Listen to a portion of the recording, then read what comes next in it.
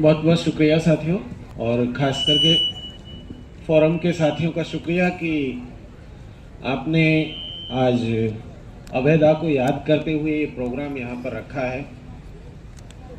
साथियों, जो हमारे प्रीवियस स्पीकर्स जो बात रख रहे थे, ट्राइबल्स का जो मार्जिनलाइजेशन है या जो ट्राइबल पॉलिटिक्स आज के दौर में जो चल रही है,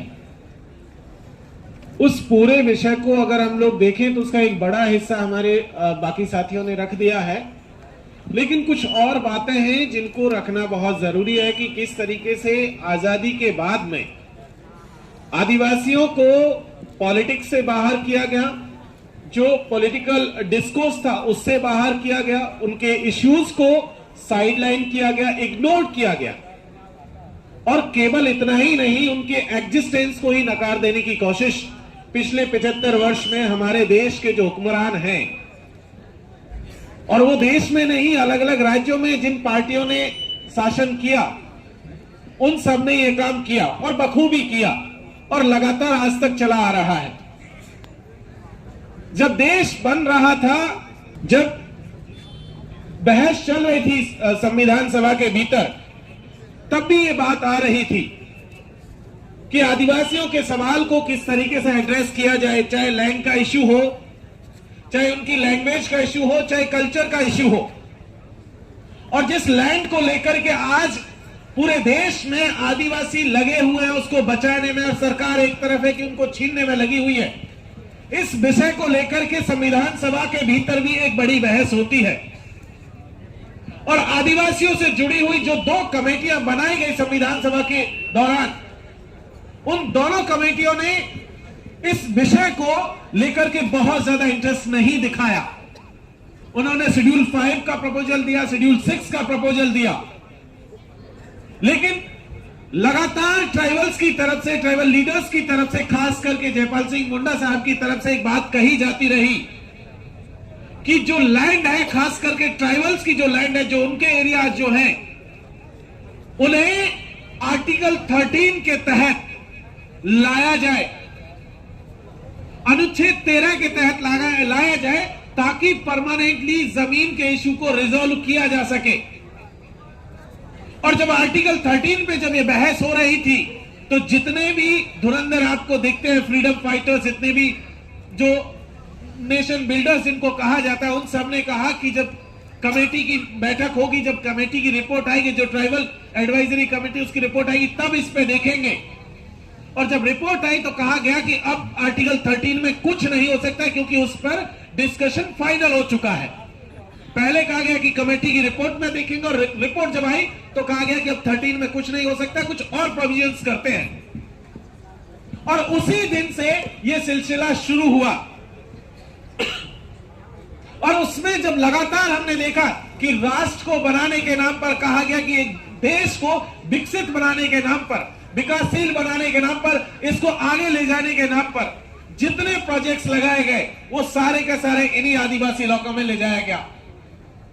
उनकी कल्चर को डिस्ट्रॉय किया गया, उनकी लैंग्वेज को डिस्ट्रॉय किया गया, और साथ ही साथ उनके सवालों को भी जो है कुचल देने की कोशिशें हुई। और वो लगातार आज तक चला आ रहा है। आज भी हम देखेंगे तो पूरे देश भर में लगातार, कश्मीर में, लद्दाख में जो चल रहा है, उससे लेकर के मणिपुर तक चले जाइए, मणिपुर से लेकर के राजस्थान तक चले जाइए, और पूरे देश भर में, चाहे हसदेव का मामला जिस पे बात हो रही थी, सिलगेर का मामला हो, या झारखंड का मसला हो, या कहीं पर भी चले जाइए, तो पता चलेगा कि आदिवासियों की जमीनों को किसी न किसी तरीके से लगातार छीना जा रहा है। आज जब मैं यहां पर इस प्रोग्राम के लिए आ रहा था, तब एक नोटिस सेंट्रल गवर्नमेंट की तरफ से राजस्थान के, दक्षिणी राजस्थान के कुछ जिलों के लोगों को, गांवों को भेजा गया। लगभग 140 गांवों को एक नोटिस भेजा गया, और उनको कहा गया है कि इस इलाके में ट्राइबल रिजर्व जोन बनेगा, इसलिए उन 140 गांवों को एज सुन एज पॉसिबल खाली करा दिया जाए। यह आज का नोटिस है, आज हम लोग देख रहे हैं। 140 गांव आज की तारीख में 2024 में।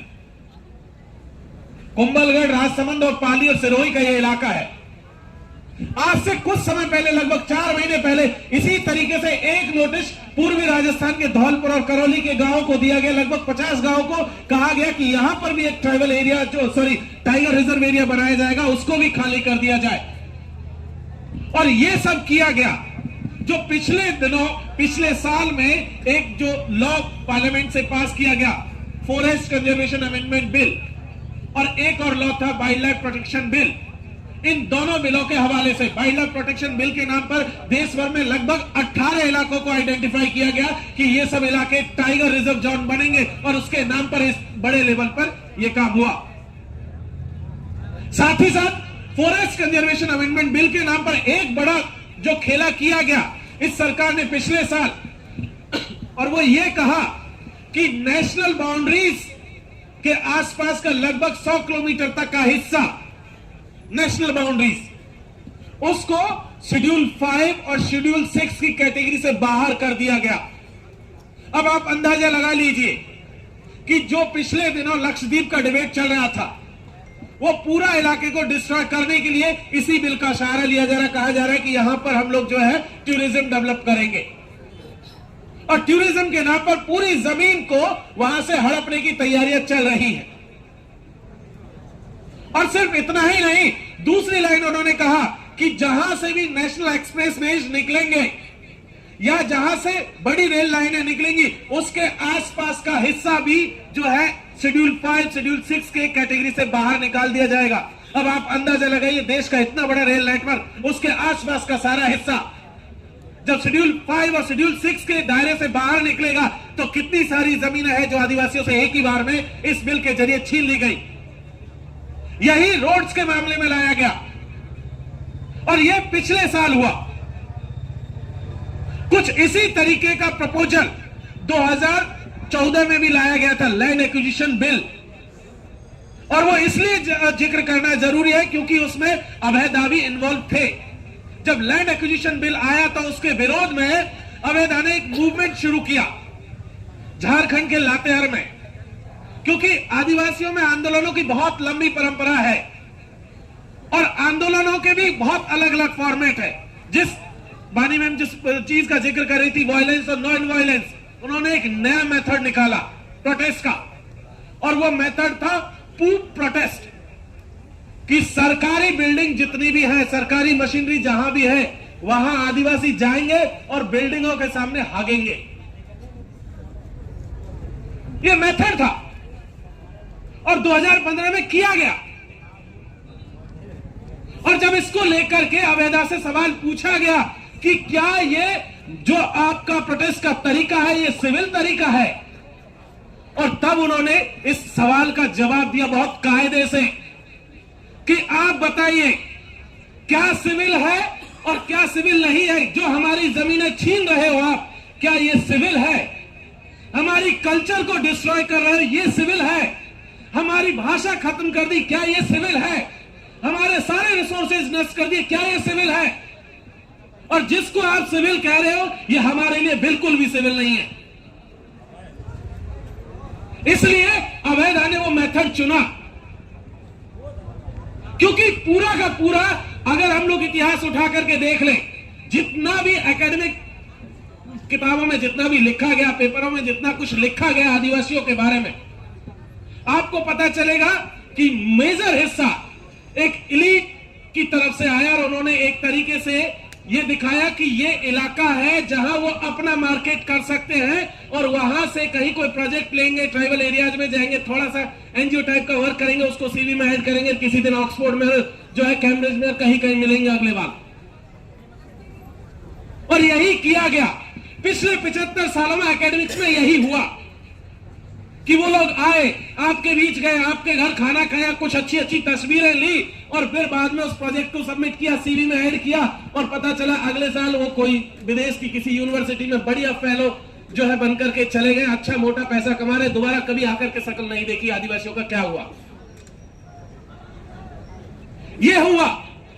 जितना इतिहास लिखा गया वो भी उसी तरीके से लिखा गया जिसका जिक्र प्रोफेसर गिरी कर रहे थे कि क्या कहें, प्रोटेस्ट कहें, जो है इंसरेक्शन कहें, क्या रिवोल्ट कहें, क्या कहें, लेकिन पूरा का पूरा मामला जब आप देखेंगे तो पता चलेगा कि लगातार उनको इस तरीके से लेवल करने की कोशिश की और उसी लेवल के खिलाफ आदिवासियों का पूरा लड़ाई है, जो दिल्ली से बैठ करके या किसी शहर की राजधानियों से बैठ करके आदिवासियों के ऊपर आए दिन लगाए जाते रहे।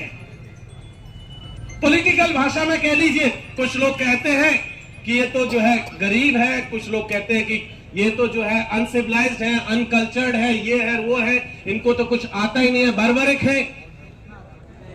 लेकिन जिस तरीके का ये लेवल आदिवासियों के ऊपर लगाया, दरअसल इस लेवल के जरिए ही उन्होंने आदिवासियों को अपना मार्केट बना करके रखा।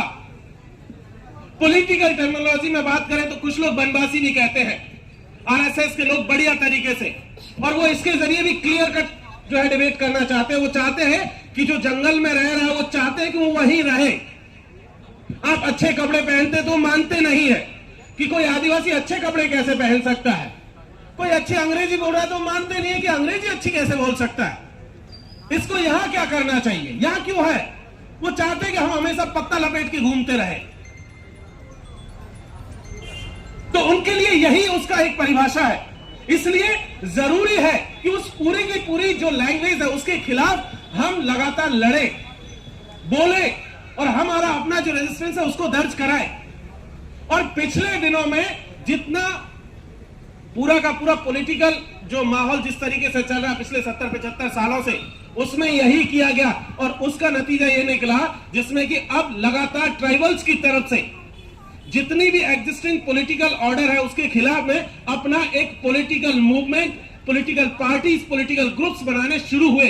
और आज के दौर में हम लगातार देख रहे हैं, पिछले 8-10 सालों में लगातार ट्राइबल फोर्सेस अपने आप को पॉलिटिकली यूनाइट कर रही है और उस पॉलिटिकल मूवमेंट के जरिए वो अपनी कल्चर को बचा रही है, अपने रिसोर्सेज को भी बचा रही है और साथ ही साथ वो अपने आप को आगे भी ले जा रहे हैं। और इस तारीख में, आज की तारीख में वो किसी के भरोसे नहीं है कि वो ना कांग्रेस के भरोसे है ना बीजेपी के भरोसे है, क्योंकि उसे पता है कि बारी बारी दोनों उनको लूटने के लिए आ रहे हैं।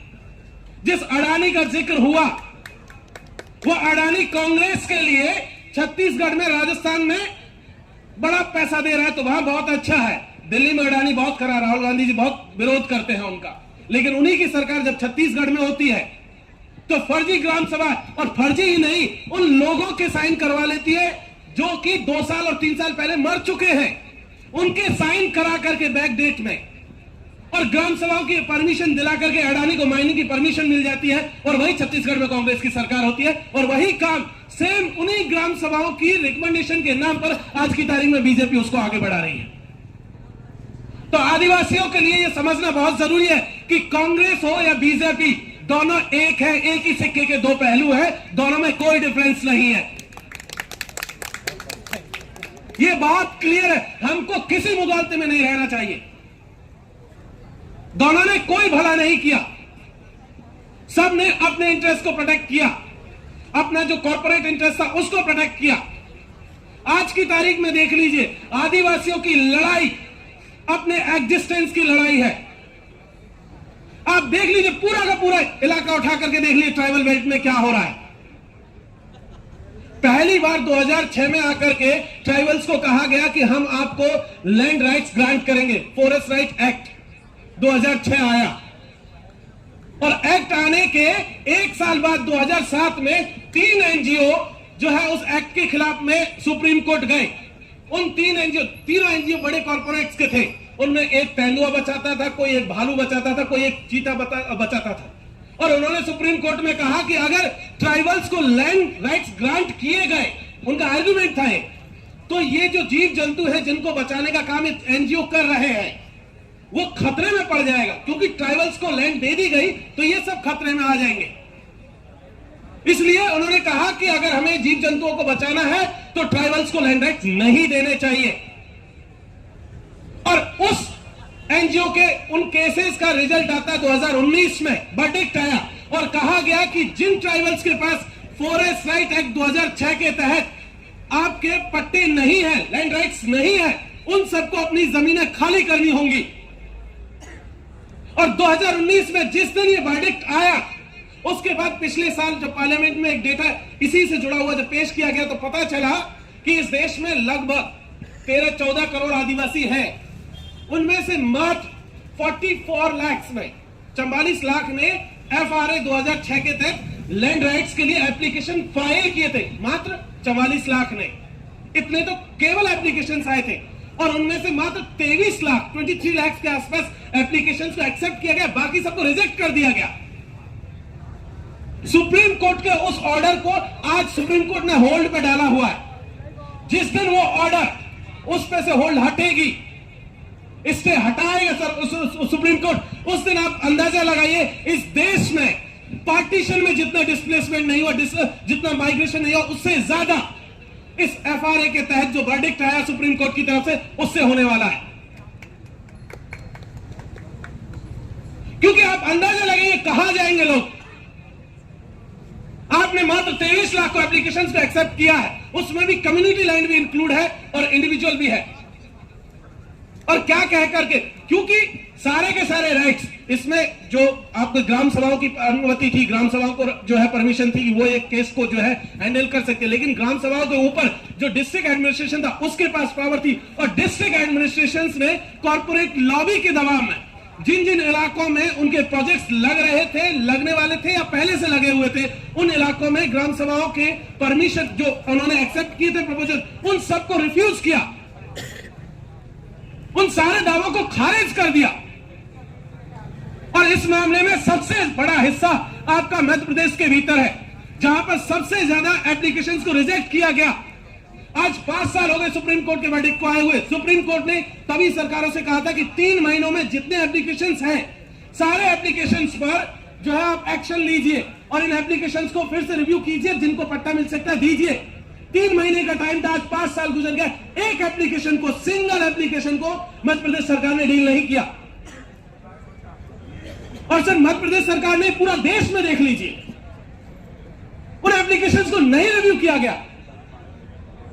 आज कांग्रेस का मैनिफेस्टो आया है, शायद मैनिफेस्टो का ही पार्ट है, कुछ हिस्सा ट्विटर पर चल रहा है राहुल गांधी के हैंडल से। वहां वो कह रहे हैं कि हम जिन लोगों को पट्टे दिए जाने की बात थी, हम उन केसेस को विद इन 6 मंथ अगर हम पावर में आए तो रिजॉल्व कर देंगे। सुप्रीम कोर्ट के वर्डिक्ट के टाइम पर और उसके बाद में मध्य प्रदेश में कांग्रेस की सरकार थी। आपको 2024 में याद आने की क्यों जरूरत है? आप 2020-21 में भी तो इस काम को कर सकते थे, लेकिन आपने नहीं किया। और आप चले जाइए छत्तीसगढ़ में, क्या वहां रिव्यू किया गया? नहीं किया गया। और जो बीजेपी वाले, उनका तो कहना ही क्या, वो तो इतनी भी जहमत नहीं उठाए। लेकिन इसलिए यहां यह सवाल उठाने की जरूरत है कि आज की तारीख में ट्राइबल पॉलिटिक्स को यहां तय करना पड़ेगा कि वो कैसे अपने पैरों पर खड़ी हो सकती है, क्योंकि उसके सामने दोनों तरीके के चैलेंजेस हैं। कॉर्पोरेट्स के भी चैलेंज हैं और जो एग्जिस्टिंग पॉलिटिकल पार्टीज है, कांग्रेस बीजेपी से लेकर के बाकी पार्टियां, उनके भी चैलेंजेस हैं। अभी कुछ दिन पहले हम लोग हसदेव गए थे। हसदेव जाने का जैसे अनाउंसमेंट हुआ कि कुछ लोग राजस्थान से, कुछ लोग दिल्ली से हसदेव आ रहे हैं लोगों से मिलने के लिए, उससे पहले ही अडानी की टीम और उनके लोगों के फोन आने शुरू हो गए कि सर हमसे मिले बिना मत जाइएगा, हमसे मिले बिना मत जाइएगा। लोगों से जब मिले और उसके बाद जब आए तो कहा कि नहीं, एक हमारे वाइस जो मैनेजर है या डिप्टी मैनेजर किसी, उसके साथ एक बार आप मीटिंग करके जाइएगा। आप अंदाजा लगाइए कि पॉलिटिकल पार्टी के साथ साथ किस तरीके से कॉर्पोरेट लॉबी हर एक छोटी छोटी एक्टिविटी को, कि कौन वहां जा रहा है, किससे मिल रहा है, उसको मॉनिटर कर रही है। और ये सिर्फ हसदेव की कहानी नहीं है, ये पूरे देश की कहानी है कि पूरे देश में किस तरीके से जो ट्राइबल लीडरशिप इमर्ज हो रही है, ट्राइबल वॉइसेस जो रेज हो रही है, उसको खत्म किया जा सके। मध्य प्रदेश के भीतर हो, कई पॉलिटिकल ऑर्गेनाइजेशन नहीं बने और वो लगातार इस तरीके की डिमांड्स कर रहे ट्राइबल राइट्स को लेकर के, लेकिन क्या होता है आपको पता चलेगा कि एक एक व्यक्ति पे, एक एक नौजवान पे 18-18, 20-20 मुकदमे सिर्फ इस बात पर कि उन्होंने किसी बात को लेकर के प्रोटेस्ट किया और हर प्रोटेस्ट में एक मुकदमा उनके खाते में दर्ज कर दिया गया और जैसे ही इलेक्शंस आते हैं उससे 6 महीने पहले नोटिस आ कि आपको जिला बदर किया जाता है। अब आप अगले 6 महीने तक जिला में ही एंट्री नहीं कर सकते, ना कोर्ट में जाता है मामला, सरकार का ऑर्डर कि आप जिला बदर तो जिला बदर, अगली बार आप घुस नहीं पाएंगे। तो लगातार इस तरीके का अटैक ट्राइबल जो पॉलिटिकल लीडरशिप जो इमर्ज हो रही है अलग अलग मूवमेंट से, उसके ऊपर हो रहा है। पॉलिटिकल पार्टीज को खत्म करने का सिलसिला वो तो चल ही रहा है। झारखंड में हम सब लोग देख रहे हैं कि हेमंत सोरेन को किस तरीके से लाया गया, ना एफआईआर में नाम, ना चार्जशीट में नाम, ना केस उनके खिलाफ, लेकिन उठा के जेल में डाल दिया गया। जब तक चुनाव निपटेंगे तब तक, उसके बाद सारा फ्री। तो इसीलिए ये जरूरी है कि हमें अपनी जो ट्राइबल लीडरशिप है उसको इंडिपेंडेंटली खड़ा करना है, क्योंकि जरूरी है कि हमारे लोग जब तक विधानसभा में या लोकसभा में नहीं होंगे तब तक हम लड़ाई नहीं जीत सकते हैं। हमें यूनिवर्सिटी के भीतर पढ़ना भी है, लिखना भी है, हमें अपनी भाषा भी बचानी, अपनी कल्चर को भी बचाना है।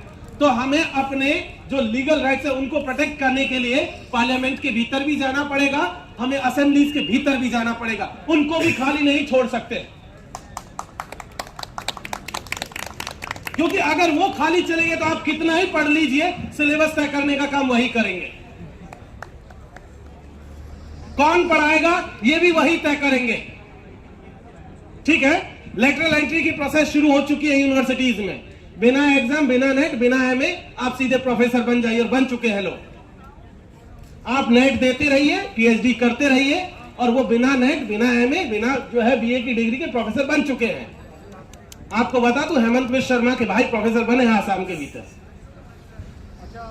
बिना एमए, नेट, पीएचडी के।